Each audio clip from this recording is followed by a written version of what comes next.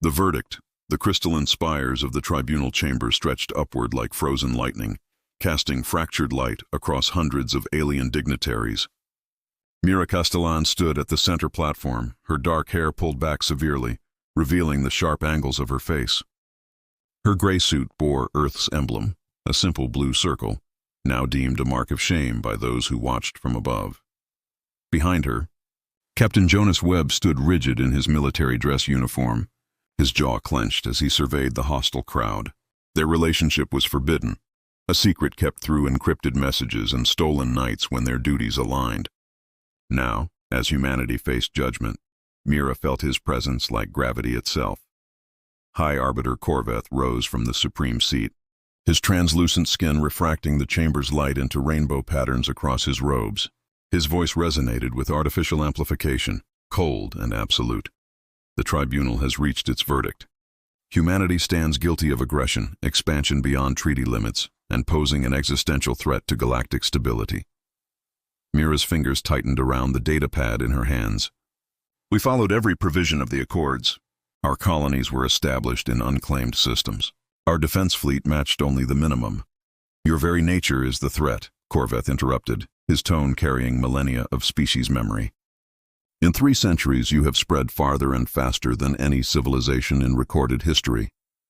Your warfare adaptations, your reproduction rates, your technological innovation, all indicate a species that cannot coexist peacefully. You fear competition, Mira shot back, her voice ringing clear despite the acoustics designed to diminish speakers from the lower platform. Not aggression. We've committed no crimes except succeeding. Murmurs rippled through the assembly. Some aliens shifted uncomfortably. Others nodded in cold agreement with Corveth's assessment. The High Arbiter raised one crystalline appendage. The sentence is total exile. All human colonies beyond the Sol system will be evacuated or seized. Your vessels will be confiscated. Trade agreements are voided. Humanity will be confined to its birth system, quarantined from the galactic community indefinitely. Gasps and clicks of approval mixed in the chamber. Mira felt the words like physical blows, but she kept her spine straight. No appeal? She asked, though she knew the answer. The verdict is final. As armored peacekeepers moved forward to escort them out, Jonas stepped beside Mira. His hand brushed hers, brief, electric contact that spoke volumes in silence. We'll find another way, he whispered. The guards surrounded them, but Mira turned back once, meeting Corveth's refracted gaze. You've made a mistake. Humanity doesn't break. We adapt. The chamber doors sealed behind them with a resonance that sounded like a coffin closing. Outside, in the transit corridor leading to their impounded shuttle, Jonas pulled Mira into an alcove, away from the guard's direct sight. 3 minutes before they escort us separately, he murmured, his forehead touching hers. The contact sent warmth through her despite the cold sentence hanging over their species. Jonas, they'll strip everything. The colonies, the fleet, not everything, he interrupted softly. His storm-gray eyes held hers with intensity that made her breath catch. Not us, not what we've built in secret. Mars? She whispered. He nodded almost imperceptibly. And others. Places they don't know about. People who believe. Mira's hands found his chest, feeling his heart beat through the decorated uniform. If this is the last time, it won't be. Jonas cupped her face, his touch gentle despite his calloused hands. I promise you, Mira, we'll see each other again under open stars.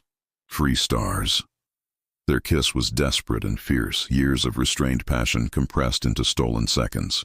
When the guards' voices echoed closer, they separated, returning to their roles, ambassador and captain, professional and distant. But as they boarded separate shuttles bound for Earth, Mira touched her lips and made a silent vow. The galaxy had tried to chain humanity. They would learn what exiled wolves could do. Ashes and embers, 7 years had carved lines into Mira Castellan's face that hadn't existed during the trial. She stood in what remained of Geneva's command center, half the building exposed to sky where alien enforcers had torn away the roof, a reminder of their humiliation. Power grid is down to 40%, Dr. Naveen Sharma reported, his fingers dancing across a jury-rigged console. The physicist had abandoned theoretical research for practical survival engineering. His dark eyes carried shadows from too many sleepless nights. We're rationing everything now. Mira nodded, studying the holographic map of Earth's crumbling infrastructure. Red zones outnumbered green. What about the northern factories? Converting to pre-contact manufacturing. Slow but functional. Naveen paused, glancing at the young woman who'd just entered. Zara has news from the perimeter. Zara Okoye moved with a pilot's grace, her athletic frame lean from years of rationed meals. At 23, she'd lost her parents and sister to the starvation winter of year 2. Now she flew supply runs through blockade patrols, too fast and skilled for alien interceptors to catch. 3 more ships tried to leave atmosphere, Zara reported, her Nigerian accent crisp despite fatigue. Council patrols destroyed 2. 1 made it to the dark side of the moon. Jonas? Mira's heart clenched. Confirm safe. Mars base sent the coded pulse. Zara's expression softened slightly. He says the shipyards are ahead of schedule. Relief flooded through Mira. 7 years of separation, of communication reduced to brief encoded messages, of wondering if each transmission would be the last. She'd memorized every word of Jonas's reports, searching for personal meaning between tactical data. Show me the designs, Mira said. Naveen pulled up schematics that made even Zara whistle low. Ships unlike anything the galaxy had seen, sleek predators built from desperation and innovation. No wasted mass, no decorative armor. Pure function wrapped in stealth fields that bent sensor waves like water around stone.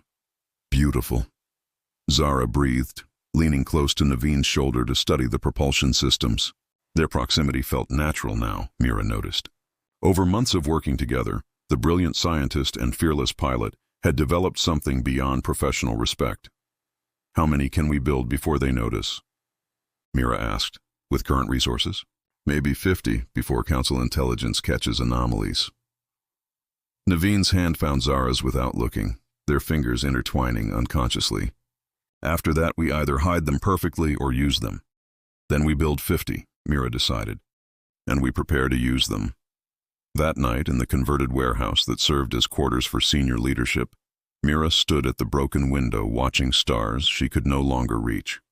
Her tablet chimed, secure channel, Mars encryption. Mira, 7 years. Feels like 70. Jonas's words appeared line by line, typed in real time across impossible distance. I see your face in every star. Does that sound pathetic for a fleet captain? Her fingers trembled as she typed back. It sounds human. It sounds like hope. The ships are ready. Not just machines, they're vengeance wrapped in metal. Every weld, every circuit carries our rage. Not just rage, Mira wrote. Purpose. We're not building weapons to destroy. We're building keys to unlock our cage. Poetry from a council leader? I remember when you just quoted regulations at me, despite everything. Mira smiled. You bring out my romantic side, Captain Webb, even across millions of kilometers. When this ends, when we take back what's ours, I'm not letting you go again. Official ban on separated assignments. Is that an order? It's a proposal. Mira's breath caught. Through the window, she heard Zara's laugh from the engineering bay below, followed by Naveen's deeper chuckle.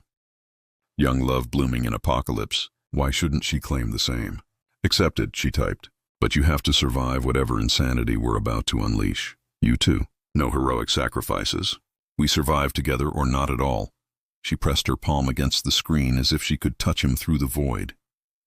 Somewhere on Mars, she knew Jonas did the same, their hands separated by space but joined in intention. Below, Naveen and Zara had stopped working. Through the window, Mira saw them in the shadowed corner of the bay, holding each other with the intensity of people who knew tomorrow might never come. Zara's head rested against Naveen's chest, his arms wrapped around her protectively.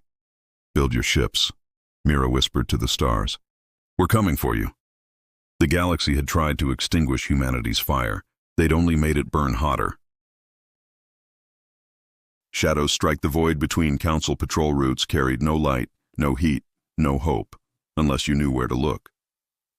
Zara Okoye sat in the cockpit of Phantom 1, the first of Naveen's revolutionary stealth fighters, her hands steady on controls that felt like extensions of her body. All units, sound off, she commanded, her voice calm despite her racing heart. 49 acknowledgements flickered across her display. 50 ships, 50 pilots, all trained in secret, all ready to die if necessary. Behind them, hidden in Mars's shadow, Jonas Webb commanded the support fleet, larger vessels carrying the firepower they'd need if stealth failed. Zara, Naveen's voice came through her private channel, tight with worry. "Promise me you come back." She smiled despite the fear coiling in her stomach. 3 months ago, he'd kissed her for the first time in the engineering bay, oil-stained and exhausted. 2 months ago, they'd made love in his quarters while alarms blared false alerts outside. Last week, he'd whispered he loved her while programming the final weapon systems into her ship. "I promise," she said softly. "We have plans, remember? Dinner somewhere with actual fresh food. Dancing. Normal things. Normal is overrated. I'll settle for you alive." Romantic. But her voice carried warmth. 30 seconds to target. Jonas's command cut through all channels. "Ladies and gentlemen, today we remind the galaxy that exile doesn't mean extinction. Strike hard, strike fast, strike true. Make them remember why they feared us." Zara's sensors showed Station Halcyon 7, a Council supply depot considered untouchable due to its defensive grid and patrol presence. Conventional wisdom said attacking it was suicide. Humanity had stopped caring about conventional wisdom. "Mark," Jonas commanded. Zara's fingers moved in practiced sequence. The stealth field around Phantom 1 shimmered as she accelerated to attack speed. Around her, 49 other shadows leaped forward like wolves from darkness. The station's sensors never saw them coming. By the time alarms shrieked, Zara had already unleashed precision charges against the shield generators. Explosions bloomed in silence, beautiful and terrible. Council defense fighters launched, but they were targeting ghosts. Zara banked hard, her ship responding like thought made manifest, and carved through the enemy formation. Her weapons, Naveen's weapons, didn't just fire energy. They disrupted molecular bonds at the quantum level. Ships didn't explode. They came apart like sand castles in wind. "Phantom 7 is hit," a pilot's voice cracked across the channel. "Phantom 7, retreat to support range," Jonas ordered immediately. "All units, tighten formation. Don't let them isolate you." Zara dove beneath the station's spine, her co-pilot, a former freighter captain named Marcus, handling targeting while she flew. Together they were poetry and violence, each movement flowing into the next. "Station commander is broadcasting surrender," Marcus reported, surprise evident in his tone. "Negative on acceptance." Jonas's voice came cold and measured. "We're not here for prisoners. Plant the message and withdraw." Zara knew what that meant. She vectored toward the station's communication array, her ship's belly almost scraping the hull, and deployed the data spike. It would burn one message into every system. Humanity endures. Humanity returns. All units phase 2. Hit them and vanish. The strike lasted 11 minutes. When it ended, Station Halcyon 7 drifted dark and broken, its supply depot gutted, its defenses shattered. 3 human ships had been damaged, none destroyed. As Zara's fighter slipped back into the safety of the fleet's formation, her hands finally shook. The adrenaline crash hit hard, but Naveen's face filled her screen, his relief naked and beautiful. "You're insane," he said, but his eyes shone with pride and love. "You built me an insanely perfect ship. What did you expect?" On the command deck of Eclipse, Jonas reviewed the battle data while composing his report to Mira. Around him, crew members celebrated, quiet, professional, but genuine. They'd proven something crucial. Humanity could fight back. "Captain, we're receiving transmissions from across the sector," his communications officer reported. "Council channels are in chaos. Some are calling for our immediate extinction, others—" She paused, surprise coloring her voice. "Others are asking how they can join us." Jonas leaned back, a grim smile touching his lips. The galaxy's oppressed had been watching, hoping. Now they knew hope had teeth. "Send the data to Earth," Jonas ordered. "Tell Mira the first move is complete. We're ready for the next phase." As the fleet vanished into the black, leaving only wreckage and questions behind, Zara found Naveen waiting in the hangar bay. He swept her into his arms the moment her boots hit the deck, kissing her with desperate relief. "Don't ever do that again," he murmured against her hair. "Liar. You'll have me flying again tomorrow. Tomorrow I'm keeping you in bed. Promise?" His answer was another kiss, deeper and more thorough, witnessed by the entire flight crew who cheered and whistled. They'd earned their joy in blood and fire. The exile was ending. The hunt had begun. The shattered Council, the Velix diplomatic shuttle, docked with Eclipse under cover of an asteroid field sensor shadow. Jonas Webb waited in the hangar, flanked by security, uncertain whether this was alliance or trap. When the airlock cycled open, a single figure emerged. Thex moved with fluid grace, his amber-colored skin marked with bioluminescent patterns that shifted with his emotions, currently displaying cautious optimism in spirals of gold and green. He was slender, almost fragile-looking by human standards, but his large dark eyes held ancient intelligence. "Captain Webb," Thex said in accented standard, his voice melodic. "I come bearing secrets that will shatter the Council." "And I come seeking asylum." Jonas gestured toward the conference room. "You'll forgive our caution. The last time we trusted the galaxy, we got exiled." "I do not represent the galaxy," Thex replied as they walked. "I represent the forgotten, the oppressed. The Velix have suffered under Council tyranny for 6 centuries. When we heard humanity had struck back, we saw possibility." In the conference room, Jonas poured water for both of them, a deliberate human gesture of hospitality. Thex studied the clear liquid with fascination before drinking carefully. "What secrets?" Jonas asked bluntly. Thex produced a data crystal, complete Council fleet movements, supply chains, political fractures. High Arbiter Corveth grows desperate. 12 species have already begun secret rebellions. The Council's authority crumbles from within. Jonas inserted the crystal into the secure terminal. Data flooded the screen, more intelligence than humanity had gathered in 7 years of exile. "Why give us this?" "Because you're not seeking to replace the Council. You're seeking to destroy it." Thex's pattern swirled red with passion. "Freedom cannot exist under any master, human or otherwise. Your Miracastellan broadcasts speak of partnership, not domination. Is this truth or propaganda?" "It's truth," Jonas said quietly. "We learned what chains feel like. We won't forge new ones." Over the following weeks, Thex became more than an intelligence asset. He possessed a strategic mind that complemented human tactical thinking.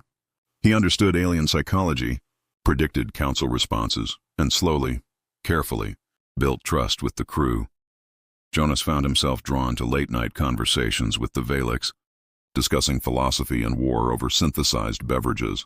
Thex's perspective, shaped by centuries of species memory passed genetically, provided insights that challenged Jonas's assumptions. "You think differently than we do," Jonas admitted one night, studying star charts in his ready room. "Not wrong, just lateral."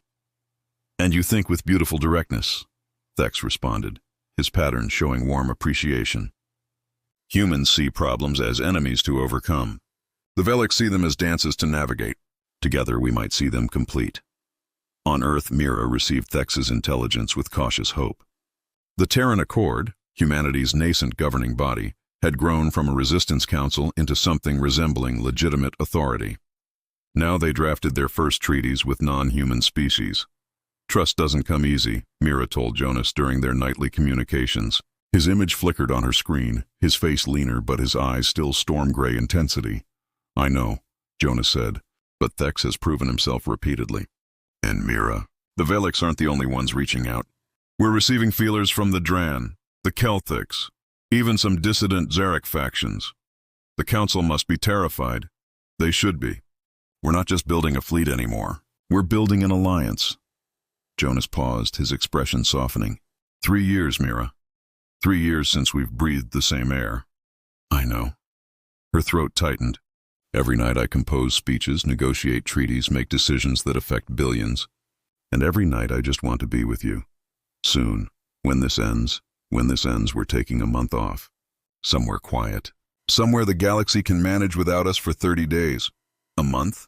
Try 6. I'm thinking a beach. Real sand, real water. You in a bathing suit that I immediately convince you to take off. Despite the weight of impending war," Mira laughed. "Negotiating officer seduction now, Captain? I've had 10 years to plan. You don't stand a chance." Their flirtation was interrupted by urgent alerts. On Jonas's end, alarm klaxons wailed. On Mira's, her aide burst through the door. "Council fleet is mobilizing," both voices said simultaneously across light minutes of distance. Mira's screen split. Jonas on one side, incoming tactical data on the other. The Council had gathered the largest armada in galactic history, thousands of ships converging on human space. "They're going to try to end this," Jonas said, his voice shifting to command mode. "One final overwhelming strike, then we meet them," Mira replied, her own voice hardening. "With everything we've built, every ship, every ally, every weapon, Mira, no." She cut him off gently but firmly. "No goodbyes, Jonas, no last words. We're going to win, and then we're going to have that beach." That's an order from the first speaker of the Terran Accord. His smile was fierce and proud. "Yes, ma'am." Eclipse out.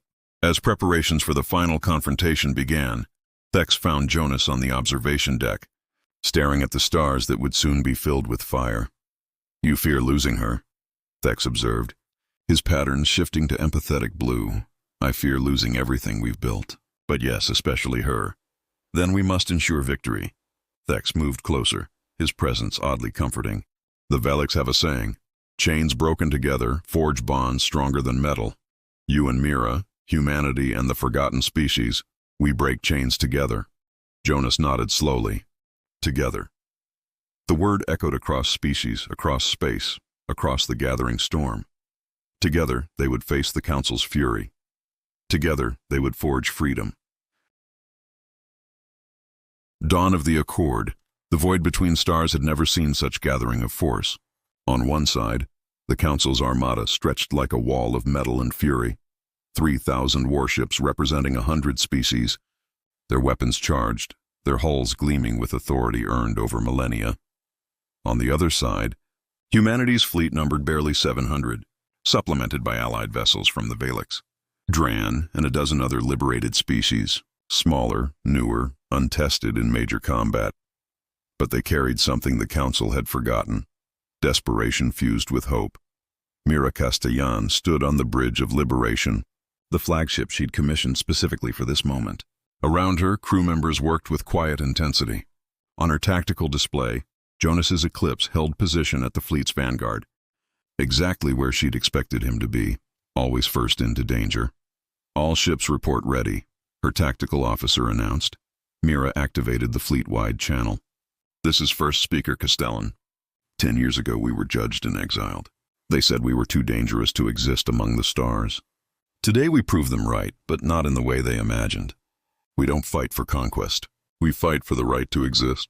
We fight for every species that's been chained, silenced, erased, and we fight for each other." Across the fleet, on hundreds of ships, humans and aliens alike felt her words settle into their bones. "All ships." Jonas's voice followed hers, tactical and sharp. "Execute pattern-broken chains. Show them what exile created." The battle began not with a charge, but with a vanishing. Naveen's stealth technology, now distributed across the fleet, bent light and sensors. Half the Terran ships simply disappeared from Council sensors. The Council fleet fired anyway, their weapons lighting the void in brilliant, wasteful fury. But they hit only shadows and decoys. Then humanity struck back. Zara led the fighter wings in a dive beneath the Council formation, her pilots moving in perfect synchronization. They weren't just fighting. They were performing, each maneuver a testament to training born from survival. Her weapons, Naveen's beautiful, terrible creations, carved through shields like paper. "I love you," she transmitted on her private channel to Naveen, who monitored the battle from Liberation's engineering deck, "for building these perfect death machines." "I love you too," Naveen responded, his voice tight with worry and pride. "Now stop showing off and stay alive." The Council's formation wavered as ships began breaking apart, not from explosions but from internal rebellions. Velix crews, Dran warriors, even some Kelthic soldiers turned their weapons on their commanders. Thex's network of infiltrators had done their work perfectly. High Arbiter Corveth, watching from his command ship, finally understood the truth. The Council wasn't fighting a fleet. They were fighting an idea, and ideas couldn't be killed with weapons. "All ships withdraw," he commanded, his crystalline voice cracking with desperation. "Fall back to defensive perimeter!" But it was too late. Jonas pressed the attack, Eclipse leading the charge that shattered the Council's center formation. Mira's liberation followed, her ship's weapons targeting command vessels with surgical precision. "Corveth's ship is exposed," her tactical officer reported. "Jonas, with me," Mira commanded. "Zara, cover our approach." On it, boss, Zara replied, her fighter wing forming a protective screen. The two flagships, Eclipse and Liberation, moved in perfect tandem, their coordination speaking to the connection between their commanders. They'd fought separately for a decade. Now they fought as one. Council defenders tried to intercept, but they were overwhelmed by sheer human tenacity and allied fury. Within an hour, Corveth's flagship sat defenseless, its escorts destroyed or surrendered. They're requesting terms, Mira's communications officer reported. Mira looked at Jonas's image on her screen.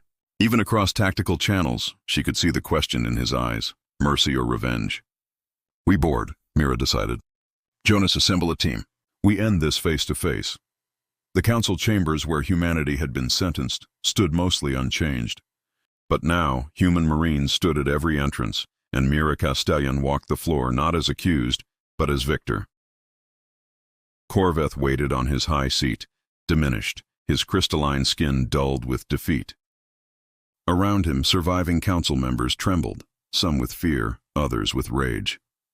Jonas stood at Mira's right hand, his military bearing perfect, but his eyes never leaving her. After 10 years, they were finally in the same room, breathing the same air. You have the right to vengeance, Corveth said quietly. We exiled you. We tried to destroy you. By the old laws, you may claim blood price. Mira studied him for a long moment. Then she did something no one expected. She extended her hand. We're not here for revenge, Mira said clearly. We're here to offer a choice. Join the Terran Accord as equals, or be left behind by history. The galaxy doesn't need masters anymore. It needs partners. The chamber erupted in shocked voices. Council members argued among themselves. But slowly, gradually, some began to understand. This wasn't conquest. It was liberation. Corveth stared at Mira's extended hand, his ancient eyes processing this impossible mercy. Finally, with crystalline fingers trembling, he reached out and took it. The council is ended, he said softly. Long live the Accord. Later, as diplomats argued details and treaties were drafted, Mira found Jonas on Liberation's observation deck. They stood in silence for a moment, simply existing in each other's presence. So, Jonas said finally, about that beach. Mira laughed. Real, unguarded, free. 6 months, you said. I'm thinking a year now. We've earned it. She turned to him, and for the first time in a decade there were no screens between them, no light minutes of delay. Just two people who'd survived the impossible. I believe you promised me something 10 years ago, Mira said, her voice soft, in a corridor outside the tribunal. I promised we'd see each other again under free stars. Jonas's hand cupped her face, the touch electric and warm. I always keep my promises. Their kiss was worth the decade of waiting. Tender and fierce, desperate and gentle, an ending and a beginning. Around them, stars shone cold and beautiful, no longer forbidden. When they finally separated, Jonas kept her close, his forehead resting against hers. Marry me, he whispered. Official ban on ever being separated again. That's twice you've proposed by order, Mira teased. I should teach you proper romance. Is that a yes or a lecture? It's a yes, you impossible man. Across the fleet, celebrations erupted. Zara and Naveen watched the stars from their own quiet corner, his arms around her, her head on his shoulder, both silent with the contentment of survivors who'd found love in darkness. Thek stood with the Valix delegation. His patterns glowing with colors humans were learning meant joy and hope. The Accord's first council would include humans, Valix, Dran, and dozens of others. True partnership, replacing false authority. The age of exile was over. The age of the Accord had begun, and somewhere on a beach that didn't exist yet, two people who'd saved the galaxy planned their wedding under free stars.